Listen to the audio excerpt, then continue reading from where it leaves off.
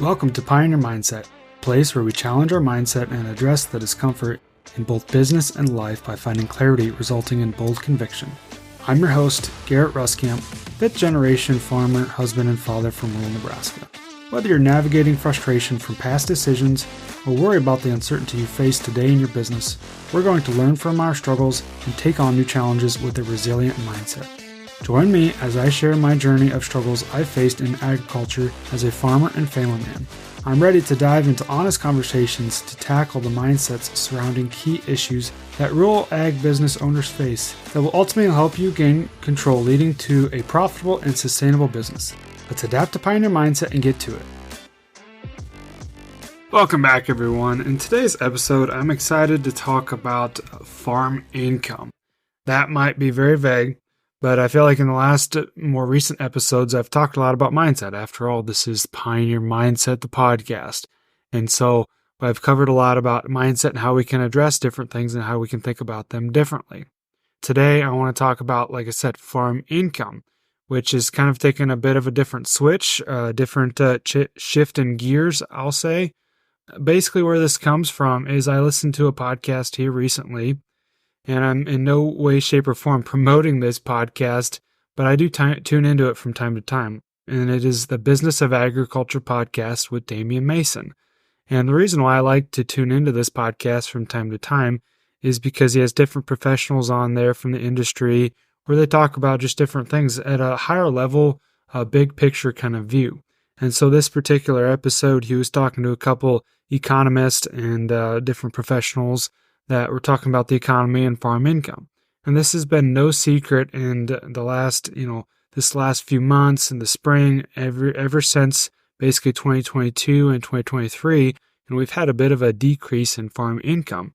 And obviously, like I said, that's no secret, but they were kind of talking about it and kind of diving into it a little bit more into detail. The one thing that they talked about and even the title of the episode was returning back to normal. And so as they got to talking about this and returning back to normal, in their eyes and their opinions is they actually thought that returning back to normal was actually going to be more of a normal over, say, like the last 50 years. So pretty big decrease. But really, even though I'd say the last 20 years, for you and I, the last 20 years is what we really remember. So basically from, the 2000s up until now. And so they talked about how we've actually really been in a pretty big super cycle. We've heard that term a few different times, is the farm super cycle, basically from that 2005, 2008, all the way up to like 2013, kind of when we had the drought of 2012 and kind of saw that increase in that bubble. And so I just thought this was very interesting, but the big thing that they talked about and the big thing that's been preached a lot about is the decrease in farm income, basically from 2022 till this year, 2024, to where that was going to be about a 40% decrease in farm income. And now I think it's good to know exactly where we're at, to know that, our prices where we're at today or in the future for this next crop year are still, decent. But, in comparison to, say, the average that they talked about, getting back to normal. And honestly, when they talk normal, I don't know about you, but sometimes really hate that word normal, because what is normal? Is normal the average? Is normal over, like I said, a 10-year period, 20, 30, 50? What does that look like? And so I actually took this and I broke it down, and I'm kind of a numbers guy, but also a visual guy. And so I put some of this information into an Excel spreadsheet and really tried to analyze this and to see what this actually means.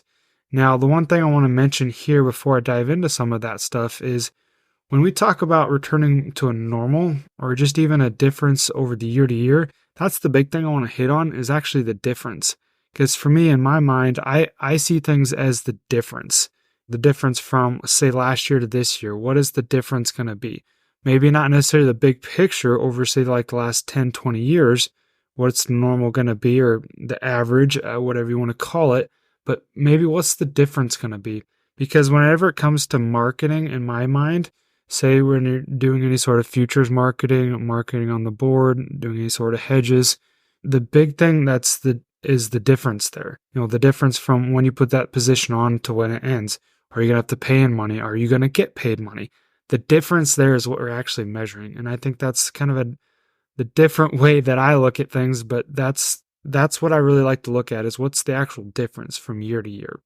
And so I want to just kind of run down these numbers. Won't go dive into too many details here, but I kind of basically took and I analyzed, say, the last, I'd say, 5-6 years. And those were kind of the years that I've really been present in our operation, had more managerial type of roles. And so I remember a lot of these very vividly. And so I want to talk about corn and soybeans particularly. I know this can pertain to livestock, but specifically on corn and soybeans, and we also have wheat and alfalfa, but the corn and soybeans are the ones that are easier to track based on crop insurance prices, because they're pretty relevant to crop insurance prices. And that's what I took here is, obviously there's fluctuations throughout the year. And if you're doing any sort of marketing, you could hit the high, you could hit the low, but I'm basically just taking the highest price within each of these years based on the crop insurance price. And that, as you know, we got a spring base price, but then you also got the final projected price in the fall.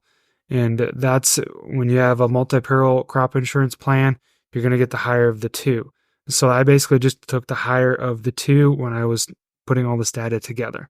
We don't want to go into too much detail, but I'm going to kind of put this together on, say, like in our area, roughly a 220 APH, which is kind of a proven yield history for corn, and then maybe like an average coverage of 80% gives you basically a guarantee of 176 bushels per acre.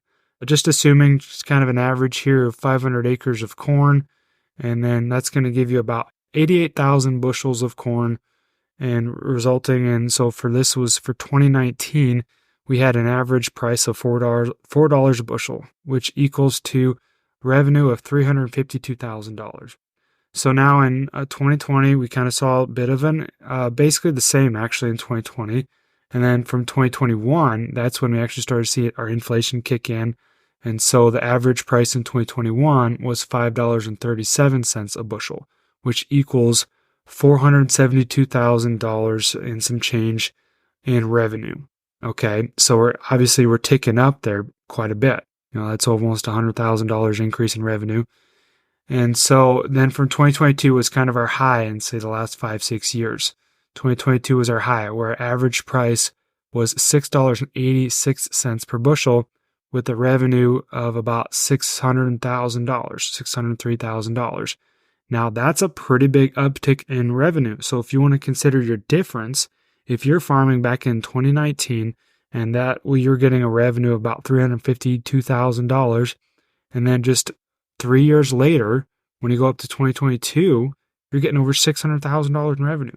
Imagine the different changes that you're going to have in your operation, the different, just even mindset changes. How are you going to view all that extra cash coming in? Because honestly, those times were good. We had a lot of extra cash. What were you going to do with it? That's just some things I want you to think about as I go run down these numbers. And some of the differences, like I mentioned, is we had a pretty big difference there. And then as we got into 2023, saw a little bit of decrease in price. So that price in 2023, average price was $5.91.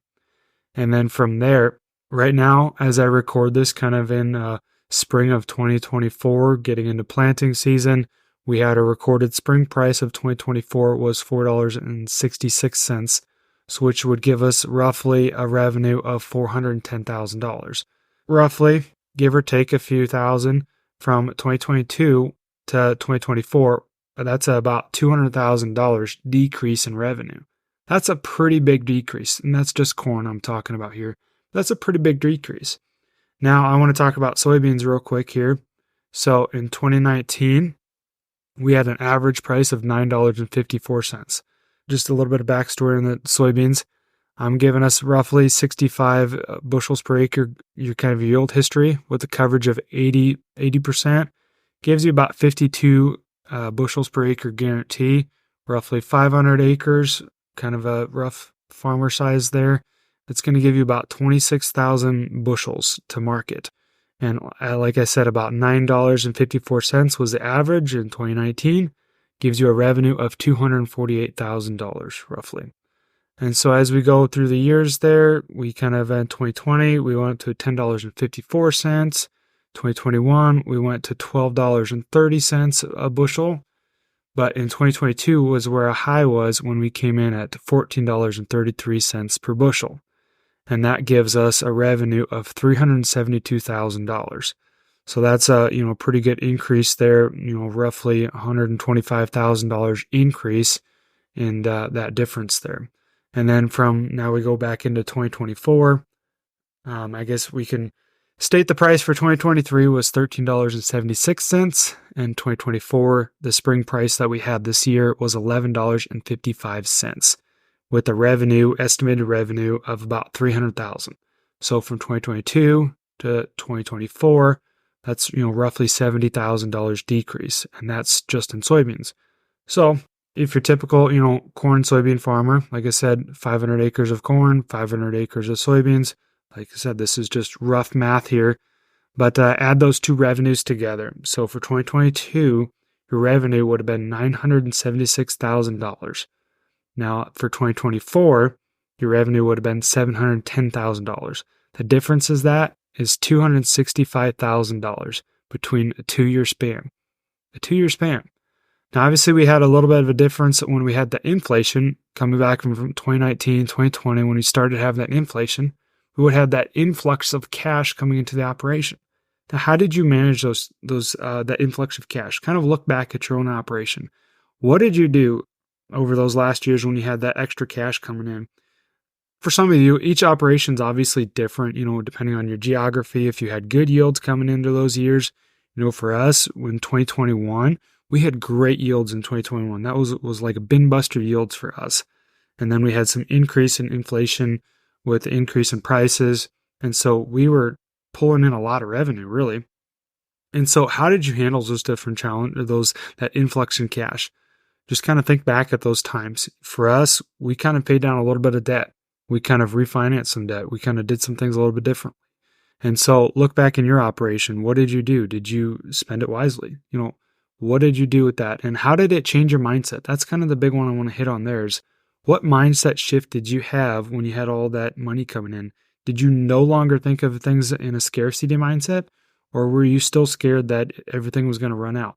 Maybe you're actually wise and you were actually trying to be proactive and maybe trying to pay down on some debt and really be wise with that money as you're coming in because you've been through the hard times. And I'll be honest, that's kind of where I was, or at least I think that's where I was, because when we went through our expansion back in 2016 with our cow herd, we kind of took on a lot of debt. And so those were some pretty hard times there. Those are hard times economically with the farm income because we had decrease in prices in those years between livestock, but as well as crops. And because the cropping side of our operation is obviously a pretty big, important side. And so I remember those years. I remember how strapped it was. I remember what it felt like for us to actually just be worried about making our loan payments, be worried about, are we going to be able to pay off and knock down our line of credit because we're at our max line of credit? Are we going to be able to operate next year? And so I remember what all those times were like. And so I feel like it's put me in this mindset of, even though I've got all this influx from cash coming in the last few years, I've really tried to be strategic about what are we doing with this so that we don't get ourselves into this situation again, because honestly, it felt terrible to be in that situation. It felt gut-wrenching. It kept me up at night and it made challenges on the home front and it just felt terrible. And so I'm going to do my best, or at least try my hardest to keep us from going into that situation again. I won't say that we didn't do a few things the last couple of years, that we've tried to maybe improve some efficiencies, maybe try to trade up a couple small pieces of equipment that can really set us up in the future for a little bit better efficiency. So, I won't say we didn't do anything. Let's be honest here. It's kind of hard to not do some things in those times, but I feel like we were trying to be very wise with that times. The other thing here I want to real quick hit on that I put into summary is basically over the last 20 years, because on that podcast, they kind of talked about a normal or an average. So over the last 20 years, I took from 2005 all the way to now, 2024, our average price on corn was $4.79. And that included 2005 when the average price was only $2.32. Now think about that. Even out of all of those years, there's very few times where we're in the $3 mark. And when we are, it's actually the higher threes, on average. And in 2005, we were $2.32. That's crazy. I was pretty young at that time, so honestly, I don't remember a ton about that. But what I do remember is also the high, which was $7 and well, I believe it was $7.50, and that was for the corn, and that would have been the high in 2012. And I remember just thinking back, I was just kind of getting ready to graduate high school, and I remember looking at our truck, and it holds 700 bushels of corn, and I remember doing the math. Man, that's good money. You know how exciting it was to be looking into becoming back into agriculture at that time? Just imagine the different mindsets we had just because of the current crop prices. So now soybeans, back in 2005, also the soybean price was $5.57. That is crazy. But even taking that into consideration and some of the highs that we've had was also back in 2012 where we had $15.39. Our average price over the last 20 years for soybeans is $11.06. So if you kind of consider where we're at today, this spring, 2024, the prices that we do have for corn, we got $4.66. You're just a tick below the average. So it's really doing pretty good. And if you can maybe look at your marketing plan and try to market above that, really keep that into consideration. You're beating the average if you can do that. But also take into consideration what your actual break even is. And so that's the next thing I want to go into here is I want to talk about break evens. Is how do you actually figure your break evens? For me, ever since we've started going through some of these hardships where we've actually had to provide accurate financials to the bank, I've took it upon myself to build out a nice spreadsheet that I can make it so it's easily to update with the numbers that we have for the incoming year. So that way I can basically break out a cash flow projection and give it to the bank. And what this spreadsheet consists of is my acres per crop and then all my inputs that are going to vary per crop. And basically all of our other inputs that includes fuel, labor, debt, and anything that includes, those are kind of more of our fixed costs that don't really change on a per acre basis. Kind of figure all that stuff out, and I figure it out on a crop by crop basis. That way I can add all those expenses in, and then I can put in my APHs, which are going to change kind of on a year by year basis based on the years, our previous history. Put in our APHs, kind of get basically an estimated revenue based on crop insurance if we're taking 75%, 80%, or even 85%. That way I kind of have a rough idea what my revenue is going to be. And then I can basically figure out what my break-even price is based on my expenses that go into each crop. And then by that, I can kind of at least gives me an idea to where I can start marketing. That at least gives me an idea that maybe, if I need to be above that amount, even if it's only 10, 15 cents, if I'm in the profit, let's go ahead and market some grain. It takes a little bit of the emotions out of things. I think that's extremely important for us to get to know exactly what our break-evens are. And the one thing that I do personally struggle with break-evens, and I'm sure some of you might be the same, is they're constantly moving. And so I feel like that's why it's hard for us to actually take the time to pin down what are our break-evens. So I think it's very important that we still take the time to get to know, a rough idea what our projections, our break-evens are. And if you want to be on the safe side, just be a little bit conservative. And that's what I try to be. I try to be a little bit conservative, but you still want to put all those numbers in there so that way you just know exactly where those are at. And that's why I want to kind of wrap this up a little bit just to kind of let you know. I thought this episode was very interesting, talking about farm income, talking about the decrease in farm income from basically the good year of 2022, to where we're at today at 2024. And although this is a decrease in revenue, what are you going to do about it? What are you going to do to prepare yourself? And I'd say the first thing you need to do is just at least get to know what your projected price is and use that to kind of build out a projected cash flow. A lot of times we do this beginning of the year when we're trying to do our bank renewals. So this isn't necessarily the time of year to do that. As far as cash flow projections, it's good to do those at kind of the beginning of the year, but make sure you keep those updated throughout the year. It's going to be really hard for us to take the time from being in the planter or the sprayer or the windrower this time of year to build those out. That's why it's good to do those in the off season. But what I think is really important is that we make sure we know our projected break-evens, especially when we're in a downturn market. Because when you talk about all these years, this is the average price. But there's going to be volatility. That's one thing they mentioned in the episode is there's always going to be volatility. And even in down years, there's going to be volatility And volatility really just means increased risk, but also increased opportunities. So really keep that in mind. Is the one thing when it comes to all of this, when it comes to maybe marketing your crop, once you figure out your projected break-even price and really keep an eye on that, get really clear as to what that is, I'd advise you to maybe find somebody that's going to help you market this crop, help you market with your marketing process, and really help take some of the emotion out of that, because we all get really attached to our grain, and when we see negative days in the market, it gets us really hard to maybe pull those triggers and actually go through with those sales. And so I really recommend maybe finding somebody that works very good with you, kind of aligns with you and your operation, and can really help you succeed in the long run. I really hope you found value in this. I really hope you take away that it's important to realize what your projected break-evens are, and even realize what kind of the average price is. Are you beating the average in your marketing plan? And also have a marketing plan. Have a marketing advisor, somebody that's going to help you take the emotions out of things. That's kind of where I want to leave you today, is realize kind of where you are at, be knowledgeable about where you're at, and look forward to marketing the crop that you have, because there's opportunities out there. I hope you found value in this one, and I'll catch you next time. Thanks for tagging along with me today as we sharpened our mindsets. If you've gained insight from today's episode, be sure to take a screenshot to share, or send this episode to somebody who might also find value in it. For more, follow me on Instagram at Garrett Ruskamp or on Facebook, and join me next time for more conviction through clarity.